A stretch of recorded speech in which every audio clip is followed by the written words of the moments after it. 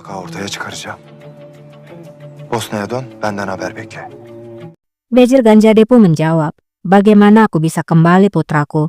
Aku tidak punya apapun. Silahtar, yang meskipun dibuang oleh ayahnya sejak kecil, namun Silahtar tetap menunjukkan rasa tanggung jawabnya pada orang tuanya.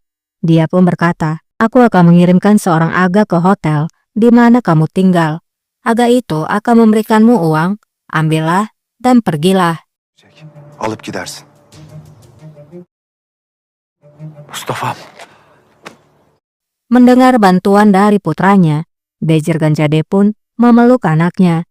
Namun Silahtar tidak membalas pelukan ayahnya. Oğlum. Silahtar berkata, sampai saat itu tiba, jangan datang lagi padaku. Ayahnya pun berkata, aku tahu, kamu tidak akan membiarkanku terpuruk. Namun, Silahtar meninggalkan ayahnya yang masih berbicara. Beni yarı yolda bırakmayacağını biliyordum. Ya, mau gimana? Ayahnya baru mau datang saat dia kesusahan. Tapi apakah Mehmet Pasa memang benar-benar menerima suap?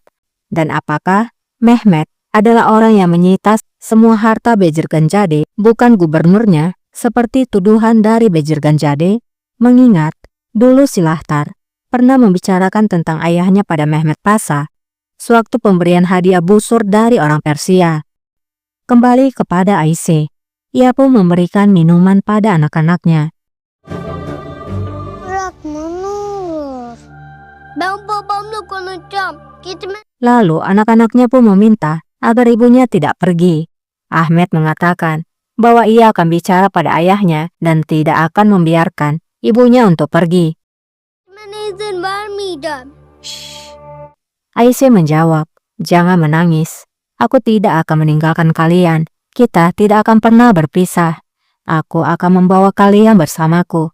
Setelah mengatakan itu, Aisyah meminum minuman itu yang pastinya sudah diberikan racun dan diikuti oleh anak-anaknya. Zinhar ayrılmayacağız. Sizi de yanımda götüreceğim. Amasya nasıl bir yer anne? Terdengar suara Hanjade dan Ahmet yang bertanya, apakah kita akan pergi? Amasya, seperti apa itu ibu? Apakah itu adalah tempat yang indah? Çok güzel.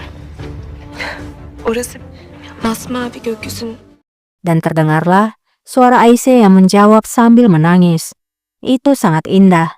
Itu adalah Firdaus bagi kita. Ada padang rumput hijau yang tak berujung, dengan langit biru di atas kita. Pangeranku akan mengendarai kuda di rumput hijau itu. Tidak seorang pun yang akan menangkapnya. Dari bunga di taman, aku akan membuat mahkota untuk sultanaku yang cantik. Dengan wangi bunga mawar, dengan suara burung akan membangunkan kita. Kita akan memandang bersama bintang saat malam hari, bebas dari masalah dan rasa sakit. Kita akan menemukan kedamaian di sana. Kita akan menemukan kebahagiaan di sana yang tidak bisa kita temukan di sini. O şeylerde at binecek bir rüzgarına kimse yetişemeyecek. Bahçesindeki çiçeklerden gülün biraz birlikte. Dulu orada bulacağız. Babam da bizimle gelecek. Hanjade lalu bertanya, apakah ayah akan datang bersama kita? Namun, Aisyah tidak menjawab. Di lain sisi, Raja berjalan menuju ke ruangan Kosem. Hünkârım, Lalejar yang berjaga di sana kemudian melaporkan bahwa Kosem Sultan sedang berada di taman.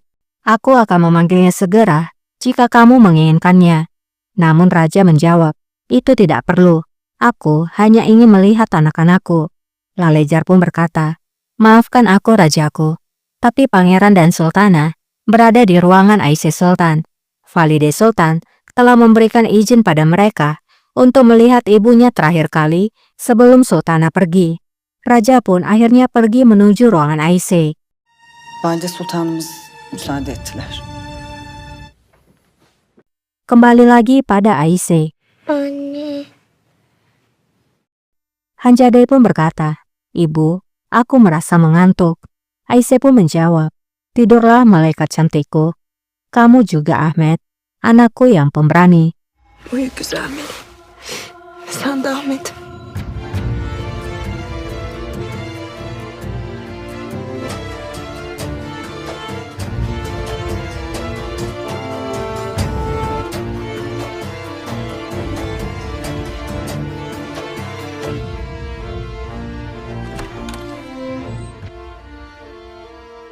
Raja pun tiba di ruangan Aisyah. Ia melihat Aisyah bersama anak-anaknya yang tampak tertidur.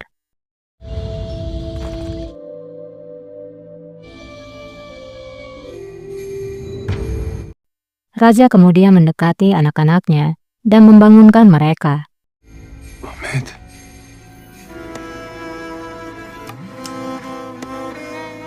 Hanzadem. Hanzadem. Namun, tidak satu pun yang bangun. Raja merasa heran. Sampai pada akhirnya, Raja melihat dalam genggaman Aisyah ada sebuah botol kecil.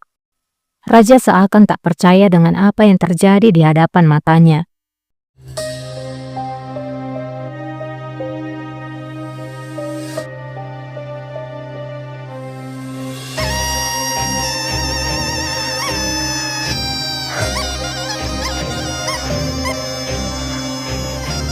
Ia kembali membangunkan anak-anaknya.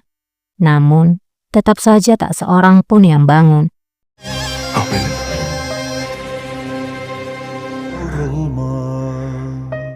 Raja tidak tahu harus berbuat apa. Ia hanya bisa menatap anak-anaknya yang kini sudah tiada karena telah diracuni. Tidak lama, Kosem lalu masuk. Kosem yang tidak tahu apa yang terjadi, kemudian memanggil Raja. Validem, siz ne yaptınız? Raja lalu berkata, Valide, apa yang telah kamu lakukan? Tentu saja Kosem tidak mengerti apa yang sedang terjadi, karena Kosem hanya melihat Aisyah dan cucunya yang sedang tertidur.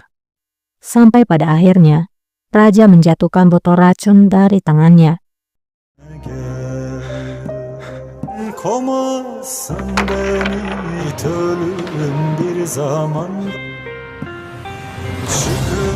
Kosem pun menyadari bahwa kematian telah kembali terjadi.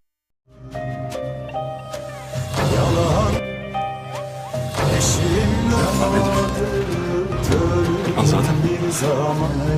Hanzadem.